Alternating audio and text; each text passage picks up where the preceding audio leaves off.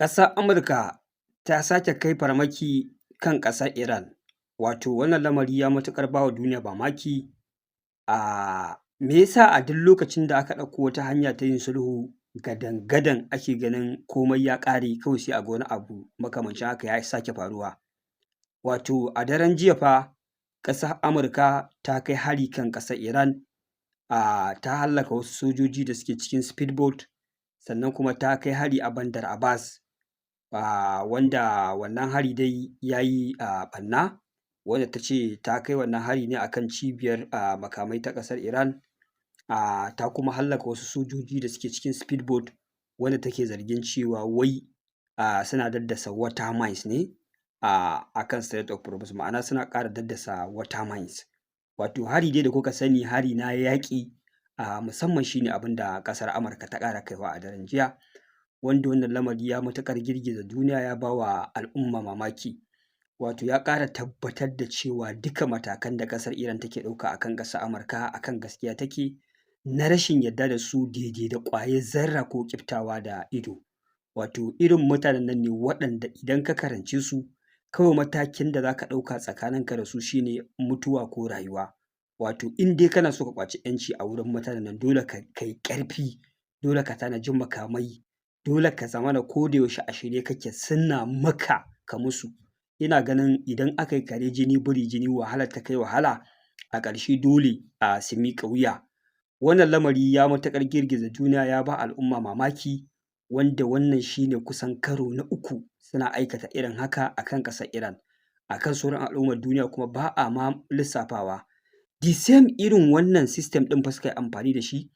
an zo ana tattaunawa, an yi tattaunawa ta ɗaya, an yi tattaunawa ta biyu, ana tunanin ma ana gab da tattaunawa ta uku a yi sulhu ba ma a kai ga fara wannan yaƙi ba, suka yi mamaya suka kawo hari ƙasar Iran, suka kashe musu shugaba, suka kashe musu manya-manyan mutane a ƙasa, wanda wannan dalili yaƙi ya yi escalating ya zama wannan lamari aka ɗauko waɗannan kwanaki ana fafatawa.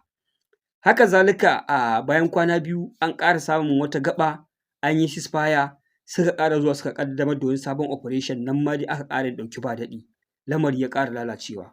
Wannan karon yarjejeniyar da aka yi shirin ƙullawa tsakanin Iran da Amurka, ina ganin tun da aka fara fafata wannan yaƙi babu wata yarjejeniya da duniya ta yarda cewa wannan yaƙi ya zo ƙarshe kamar wannan yarjejeniyar. Domin mafi akasarin abubuwan da ake so a tattauna a kai, an tattauna su a matakin farko,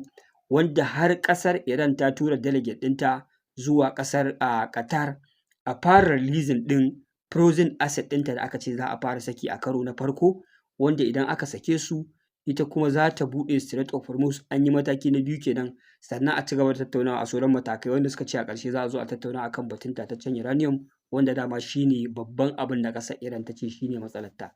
Amurka ta ce shi ne matsalarta. Wannan shi ne matakan da aka fara bi fa, abubuwa sun fara tafiya smoothly daidai wa daida, ana ganin cewa fa saura ƙiris kawai al'amura su gyaru, ba zato ba tsammani kawai sai aka ga hari daga ƙasar Amurka, wanda har yanzu dai ƙasar Iran ba ta yi magana a kan wannan hari ba. Hari dai ya tabbata an kai shi, an kashe mata sojoji, an kai hari Bandar Abbas. Ba a ga wani retaliation cikin gaggawa daga ƙasar Iran ba, wanda da ta yi wannan retaliation ɗin da yanzu labarin da nake baku labari ne na yaƙi ya ƙara escalating ya shiga wani mataki. Amma Iran za ta mai da martani, ba za ta mai da martani ba, suna nan suna gudanar da bincike, daga bisani za mu zo mu ji menene gaskiyar lamari, za su mai da martanin ko ba su mai da martani ba. Wata gaskiya da ta bayyana ƙarƙashin wannan hari shi ne, an binciko cewa wai sojojin ƙasar Amurka da suka kai wannan hari, sun kai hari ne na self defense, wanda irin wannan hari baya buƙatar umarni daga fadar White House. Ma'ana ana so a fake a ce wannan hari da ƙasar Amurka ta kai ba da umarnin shugaban ƙasar Amurka Donald Trump ba ne, ko ga mahukuntan ƙasar Amurka ba ne, a'a,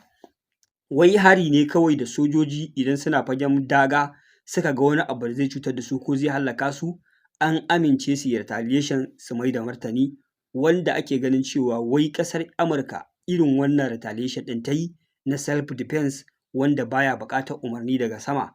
Ma'ana yanzu ko da ƙasar Iran za ta yi ƙorafi ko ta yanke shawarar mai da martani, za a ce a'a waɗannan sojoji sun yi self defense ne, wani take-take aka gani daga sojojin Iran kamar suna shirin murƙushe sojojin Amurka ko su kai musu harin bazata ko dai wani abu makamancin haka, su sai suka fara kare kansu before a kai musu hari.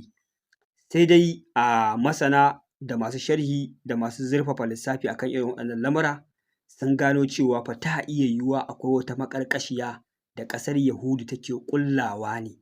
na wargaza wannan yarjejeniya da ake shirin ƙullawa, wacce za ta kawo ƙarshen wannan yaƙi, ita kuma nasararta ta sha ruwa kenan, wanda ƙila ta yi kutse ko kuma tana da alaƙa da wasu sojoji ko dai wasu hanyoyi da ta sa aka yi irin wannan hari, wanda wannan hari zai iya lalata komai, kawai komai ya dawo farko a ci gaba da yaƙi, ita dai ba za ta haƙura ba har sai ta kai ga cimma nasarorinta, an rusa mata ƙasar Iran, an ƙwace tataccen uranium, an buɗe Strait of Hormuz ta ƙarfi, abubuwa dai sun ƙara damewa. Domin duka abubuwan da suke faruwa a Gabas ta Tsakiya ɗinnan mummunar asarar da ake yi, ita ba ta da asara a ciki. Duk jirgin da za ku ji an ɓaro jirgin ƙasar Amurka ne, in sojoji za ku ji an kashe, za ku ji an kashe sojojin Amurka ne. Idan ƙone-ƙone ne da rusa refineries da lalata wasu gurare da tsayar da kasuwancin mutane, kasuwancin ƙasashen Gabas ta Tsakiya ne. Saboda haka ita asarorinta ba su da yawa a cikin wannan yaƙi ko kuma ci gaba da yin sa. Haka zalika maganar dakatawa ko kuma tsadar rayuwa ko wasu abubuwa,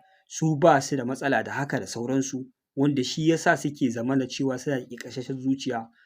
ba sa tsoron rigima ko kuma dawo da lamura baya, wanda hatta kai ɗan nan Najeriya ka ƙosa a daina wannan yaƙi ka zauna lafiya, abubuwa su ɗan sauka, ga mai nan tun da aka fara wannan yaƙi mai ya yi tsada, duniya ma ko'ina haka halin da ake ciki kenan. Amma mutanen nan duk lokacin da aka ɗan yi wani yunƙuri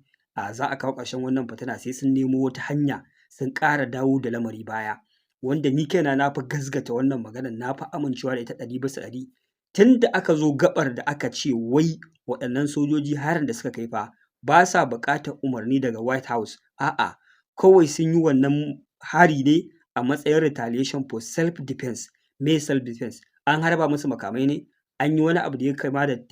ana threatening ɗinsu ko za a farmake su ko za a musu wani abu haka? Su dai haka suka ce, amma babu wani abu daga ɓangaren ƙasar Iran da ya nuna cewa tana wani preparation ko wani yunƙuri na kai musu farmaki. Aka ga kawai sun kai wannan hari, wanda tun a daren jiya aka yi tunanin yaƙi zai ɓarke a ƙasar Iran, ta fara mai da martani mai zafi, sai dai ba ta yi hakan ba kawo ya zuwa yanzu. Suna nan suna bincike, suna duba menene asalin abin da ya faru kafin su yanke hukunci. Ma'ana yanzu idan Iran ta gano cewa ganganci ne, kawai son zuciya ne, an farmaki sojojinta, an kashe, an kai hari cikin ƙasarta, to idan Iran ita ma ta fara mai da retaliation, to duk fa abin da aka shirya ya riga ya lalace, yanzu wani sabon yaƙi za a fara fafatawa, sai abin da hali ya yi daga baya a zo a ce kuma za a ƙara zama a tattauna. Ko kuma ta iya yiwuwa ƙasar Amurka mugayen makirai ne, sun gano ƙila wani lago ne ko wata hanya da suke ganin idan suka bi ta iya yiwuwa su yi nasara. Idan aka yi wannan sulhun da dama ganin su suke yi asara ce ƙarara, duniya ta fara musu dariya, ana ta musu dariya, ana cewa sun yi bad deal, sun yi abin da ba daidai ba, domin duka abubuwan da muka zayyano muku na yarjejeniyar nan kusan na gaya muku in favor of Iran ne. Yanzu misali a cikin abubuwa guda 5 da aka ce za a fara bi kafin wannan yaƙi ya ƙare, shi ne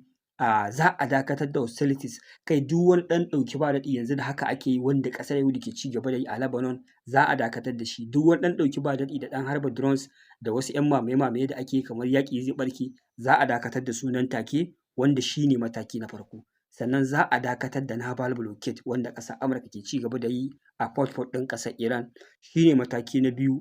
Sannan kuma za a ba wa Iran cikakken umarni ko damar yin yadda ta so a Strait of Hormuz, ma'ana in ma haraji ne za ta ci gaba da karɓan haraji a Strait of Hormuz. Sannan kuma za a ɗage takunkumai da aka sanya ma ƙasar Iran. Sannan za a saki frozen asset ɗinta da suke a ƙasashen Larabawa da suke ƙasashen Amurka, wanda adadin wannan kuɗaɗe ya kai dala biliyan 100, wanda a yanzu da haka da aka amince za a yi wannan sulhu, magana ta ake bari a fara sakin frozen asset ɗin ƙasar Iran,